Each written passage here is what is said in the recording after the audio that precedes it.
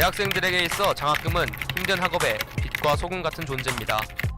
그만큼 장학금이란 무엇보다 공정하고 투명하게 다루어져야 할 사안이죠. 우리 학교 장학금, 과연 공정하게 운영되고 있을까요?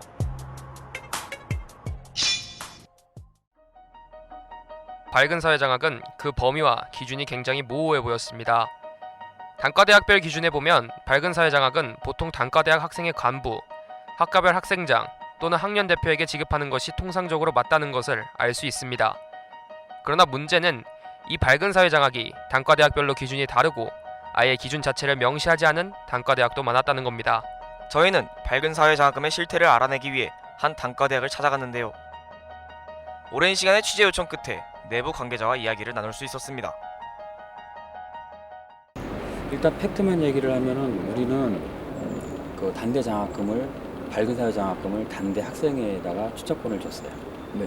그럼 단대 학생회장이 추천을 하면 이걸 가지고 학장님이 승인해서 지급하는 겁니다. 밝은 사회 장학은 단대 학생회에만 추천권을 주는 거예요. 근데 지금도 그러고 있는데 우리는 이거 가지고 조정할 이유도 없고 권한도 없는 거예요. 학생회장이 장학생을 단독으로 추천하면 대학은 행정적 처리만 담당한다고 합니다.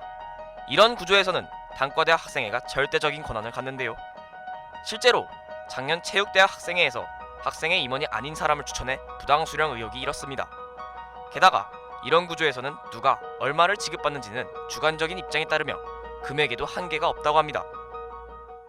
그 학생회장이 학생회 일을 하는 그 기여도에 따라서 본인이 분배를 해요. 내가 한 게 더 많다라고 하면은 본인이 더 올릴 수는 있겠지. 밝은 사회 장학금 중 학생회 장학은 장학 규정상 등록금 외의 장학 성질을 띠고 있습니다. 그렇기에 등록금 감면이 아닌 개인 계좌에 직접 지급이 되는데요. 때문에 이를 학생회장이 단독 추천한다면 공정한 기준이 아닌 학생회 개인의 친분이 작용할 수 있을 뿐더러 그 금액 또한 임의로 정할 수 있습니다. 이러한 구조 때문에 대리수령이라는 말도 안 되는 관례가 판을 치고 있었습니다. 근데 마음 놓고 나쁜 마음 먹고 대리수령을 올렸어. 근데 걔가 학생의 임원이야. 그럼 얘한테 가서 너 400만 원 받은 거 맞니? 네, 맞아요. 그럼 우리로서는 여기까지밖에 할 수가 없는 거지.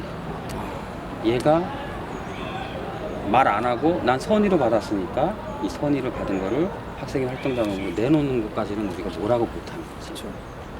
그 부분에 대해서는 숙제가 있어요. 그렇다면 학교에서는 이러한 부분에 있어 감사는 진행하는 것일까요?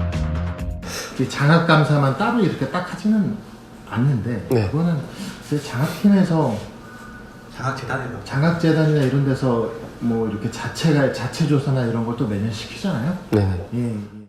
뭐 일부 학생회장이나 이런 학생들이 뭐 다른 사람 뭐 명의로 뭐 장학금을 받는다 이런 얘기는 예전부터 있던 얘기여서. 감사행정원조차 따로 단과대학 장학금에 대해 감사를 진행하지 않는 것 같습니다. 취재를 진행할수록 장학금은 투명성으로부터 멀어져 가는 듯 보였습니다. 뿐만 아니라 대학 본부에 속한 총무처는 단과대학 장학금 예산이 어떻게 산정되는지도 모른다고 합니다. 앞선 두 곳 모두 학생지원센터가 모든 것을 알 것이라고 말합니다. 저희는 학생지원센터를 찾아가 관계자와 함께 장학금에 대한 깊은 얘기를 나눌 수 있었습니다. 특히나 현재 경희대학교의 장학금 운영에 더 자세한 실태를 파헤칠 수 있었는데요. 밝은 사회 장학금이라는 자체가 단대에서 주는 약간 특정 목적 장학이거든요. 결과적으로 말씀드리면 이 장학금을 학생회에서 뭐 해서 진행할 수는 없어요. 왜냐하면 이건 다 그 단대 장학위원회에서 그러니까 교수들이 다 승인을 해줘야 되는 거거든요. 학생지원센터도 학생회가 장학금을 조정할 권한을 갖는 것은 잘못되었다고 합니다. 그렇다면 이러한 잘못된 관례는 어디서부터 시작된 걸까요? 왜냐하면 저희가 이제 모든 장학에 대한 기본 규정은 저희가 잡아놓고 이제 대학별로 세분화되어 있는 거는 지금 자율운영이기 때문에 저희가 통제를 할 수 있는 권한이 없거든요. 결국 단과대학에는 예산을 터치를 못해 모든 공부가. 그럼 단과대학 장학금 아예 학생지원팀에서는 아예 손을 떠난 거네요. 아예. 그렇죠. 건들지를 못하는 거. 단과대학 장학금은 온전히 중앙으로부터 독립되어 운영된다는데요.